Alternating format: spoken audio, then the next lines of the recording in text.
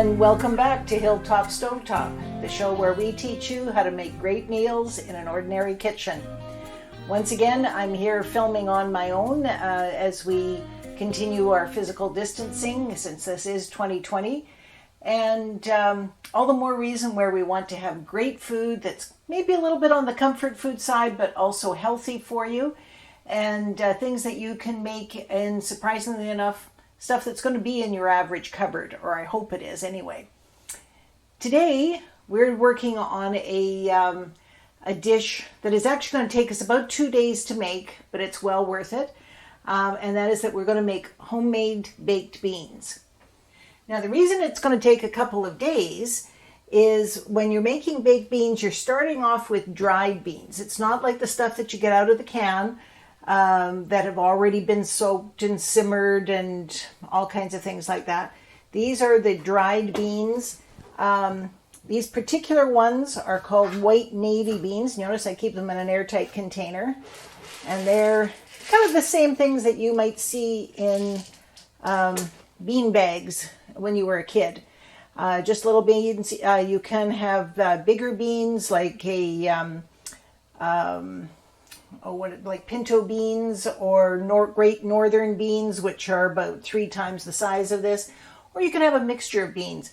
Whatever strikes your fancy and whatever might be handy in the cupboard or on the shelf at the store. And we're going to start off with about a pound of those. So I happen to have a scale here. And because I bought these in bulk, I have them in this container.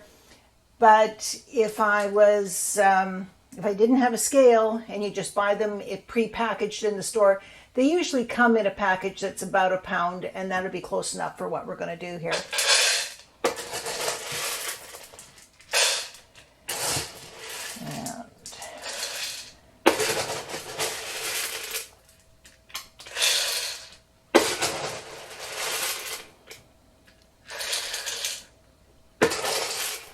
There you go. So that's like a 3 cups, I think. And we're going to put those in a bowl. And we're going to cover them with cold water and let that sit at least overnight. As much as 24 hours is quite all right. And I'm going to do a close-up shot of these beans right now. And then tomorrow, after they've soaked for a little while, you'll notice that they have expanded a little bit. Theoretically, if you left them long enough, these things would actually sprout. We're not going to leave them that long, though. Just long enough to absorb some moisture before we start actually cooking them. Okay, there you go. You can see that they are well covered with water, and we're just going to leave those to sit overnight. And we'll see you tomorrow.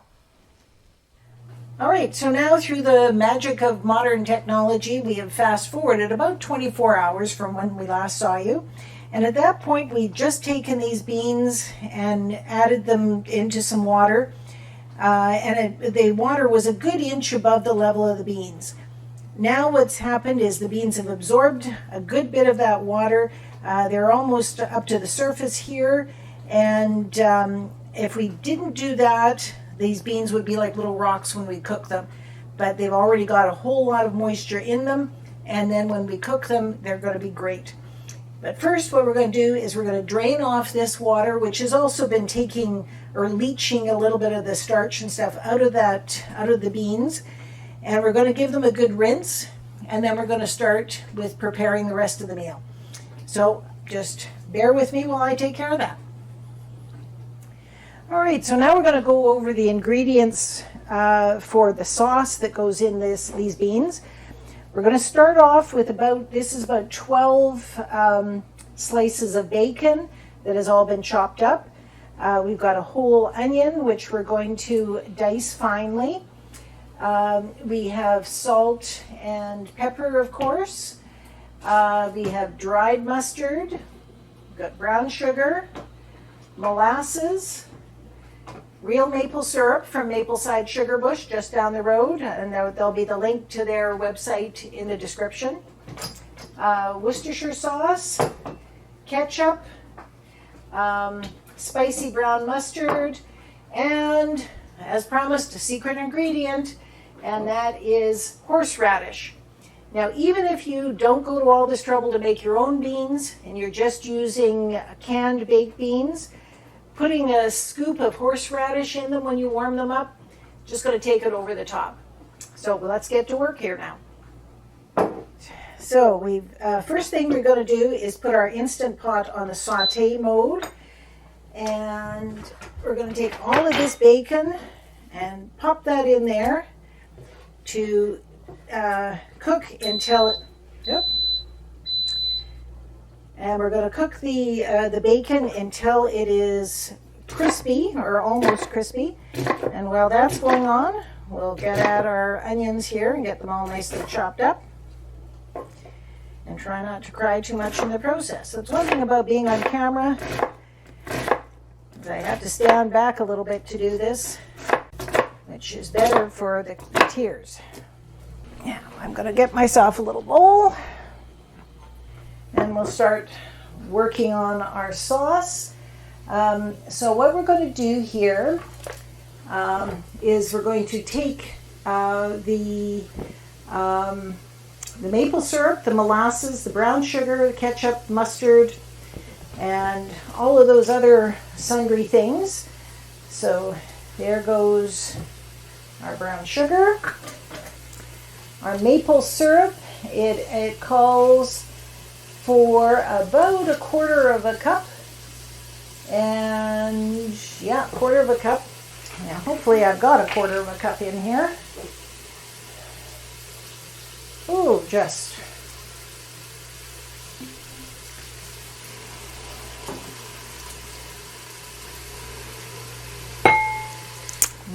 Delicious. I'll have to go down and see them tomorrow and get a couple of fresh bottles. And our molasses are really what's going to give us a lot of good color. And we want 1/4 to 1/2 cup. I like to air probably closer to the 1/2 cup when I'm making them.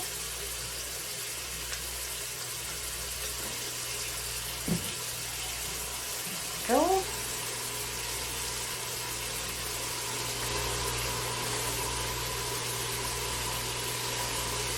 And you notice that I'm doing all of this before I measure out the water, which is one of the first things that will go in.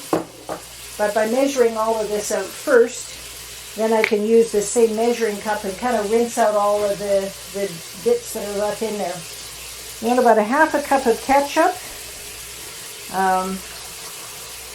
That's what adds in the tomatoey kind of flavor to this. And I will be putting this recipe in on the description. Let me see, what else am I missing here? Now we're getting into the dry ingredients. So we've got dry mustard, which is this stuff here. And we want about 1 tablespoon of that.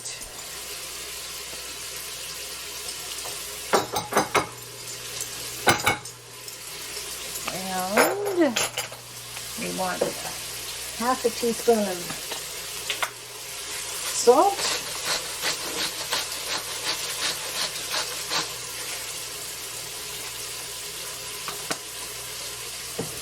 And we want 1 teaspoon of ground pepper.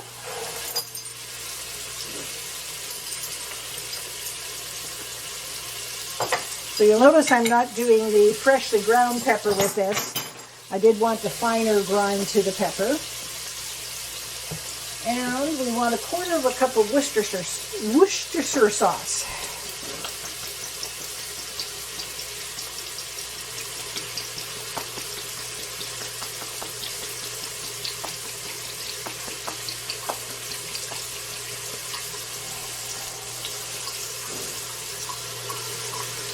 Secret ingredient, the horseradish. Don't be afraid of that.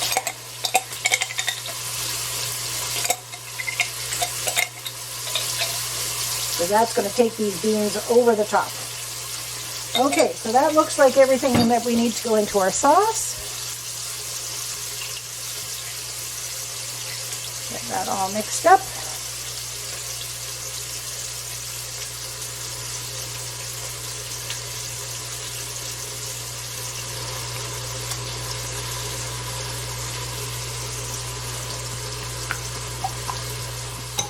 Okay, and then we're going to give our bacon a stir here. Let's put this in under here. Okay, so we've given our bacon a stir, and you can see it is starting to cook up, but we want this to be crispy. And this recipe is actually specifically designed for an Instant Pot. But if we choose to make it in a regular frying pan, Dutch oven sort of thing, that still works. It's just that our ultimate cooking time is going to be a little bit longer. Now with the bacon, we want to make sure it's good and crispy, and then we're going to actually take the bacon out of the pan and cook the beans, and then after they're all cooked, then we're going to put the bacon back in at the last minute. But we want this bacon to have some substance to it. We don't want it to be all mushy with the beans. Okay, so our bacon is getting to be nice and crispy here. And so we're just going to take that all out and set it off to the side until after the beans have finished their cooking. And then we'll be able to put it in for that finishing touch. Another thing that you can add as part of your finishing touch, if you want to make these like a grown-up version of wieners and beans, is you could add some chopped up pepperettes at the end. I don't happen to have any, unfortunately, because they do add a nice touch, but we'll make do. All right, so now we've got that bacon grease in there. We're going to take our onions and add them. Stir those up a bit, and we're going to cook them until they start to get a little bit soft, and then we can start adding the rest of the things. I'm just going to take the first cup of water and pour it into this maple syrup bottle because I want to get every last bit of goodness that I can out of it. If we end up with more than the quarter of a cup that the recipe calls for, I don't think anybody's going to complain about that. That looks pretty good. So now what we're going to do, and of course I don't have the camera angle quite right for this, but at the bottom of the pot there is still a fair bit of brown stuff from when the bacon was cooking. So we're pouring in the first cup of water just very gently, and we're going to keep stirring that around to get that bunch of stuff off. Much like we did with the stew, this is called deglazing it, where you're taking the water and using it to soften up and get those brown bits off of the bottom of the pot. And not only does this keep things from sticking, but it also adds a nice bit of extra brownness and flavor here. There, that looks good. So we need an extra bit of water because it called for 2.5 cups originally. And now we're going to add in our beans, which have been drained. Stir that up. And then we're going to add in the rest of this wonderful sauce.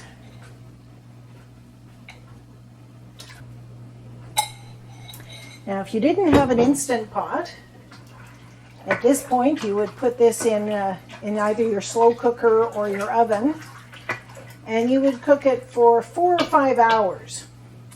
But we're going to put our Instant Pot lid on. That makes its little musical notes. And we're going to manually set it for a very precise 42 minutes. That's one thing with Instant Pot recipes, is they'll be pretty precise with the amount of time. At the end of the 42 minutes, of course, we're going to check on it. But, and the other thing that we're going to do at the end of the 42 minutes is we are going to let it slowly release for 10 minutes. So it's got that little bit of extra cooking time. And then we'll see how it works and add in our bacon and adjust it as necessary. So we'll see you in 42 minutes. All right, so we've completed our 42 minutes of cooking time plus 10 minutes of resting under pressure. So now we're going to do the quick release and then open up and see what these beans look like. And because we've had the 10 minutes of resting time, this quick release will take a lot less time than it did when we made the stew.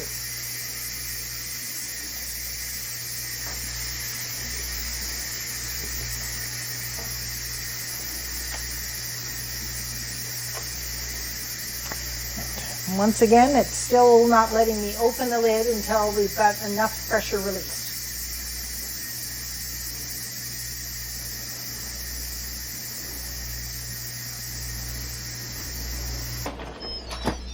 There we go. Perfect.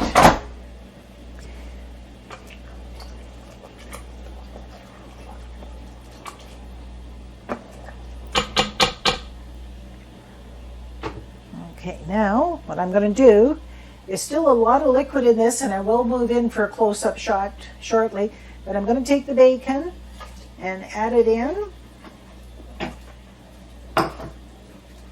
And then the next thing I'm going to do is we are going to give these a little taste test to see how close the beans are to being done. And then I'm going to keep going on this on the saute section, which is basically simmering it from the bottom, because we want the fluid or the liquid in here to reduce. We want the fluid to reduce, and if after 30 minutes of simmering it still is a little watery, we can add thickening at that point. But we'll come in for a close-up shot here now. Okay. So you can see there's still a lot of liquid left in this, and while we could have started it off with less liquid, it's important to have lots there to make it that your beans can absorb as much as need be as they go along. So what we're going to do here, just take a little taste test.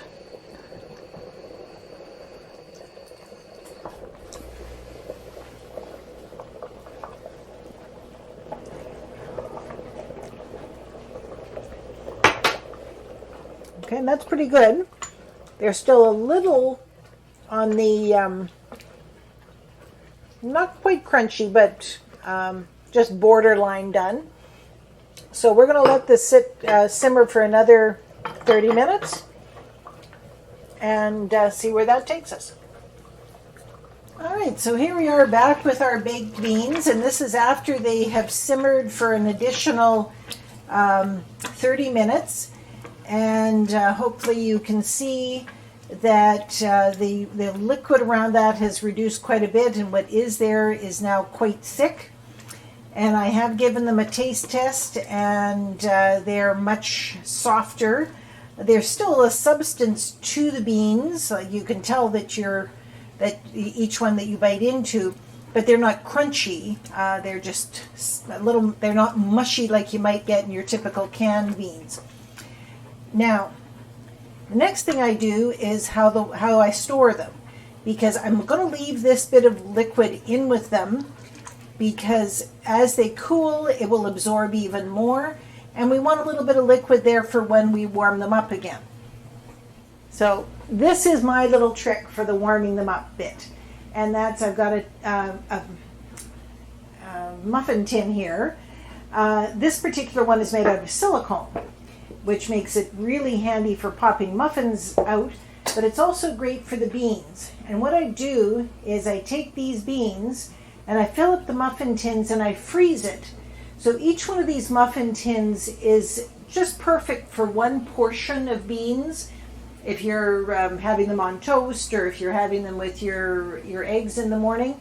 And by freezing them in the muffin tins, and then I can pop them out and put them in another airtight container, and they keep in the freezer a good long time. So very handy that way. And we will dish out a little plateful. Thank you for joining us once again at Hilltop Stovetop, where today we made homemade baked beans. This is delicious, nutritious, and wonderfully full of fiber. Plus, we learned about how to freeze it in individual portions so that you can have it with several meals. And we learned about that added extra special secret ingredient that will make not only these beans, but even just plain ordinary canned beans something special. So we look forward to seeing you on our next episode, and we also look forward to having you like and subscribe. And we'll see you next time. Bye-bye for now.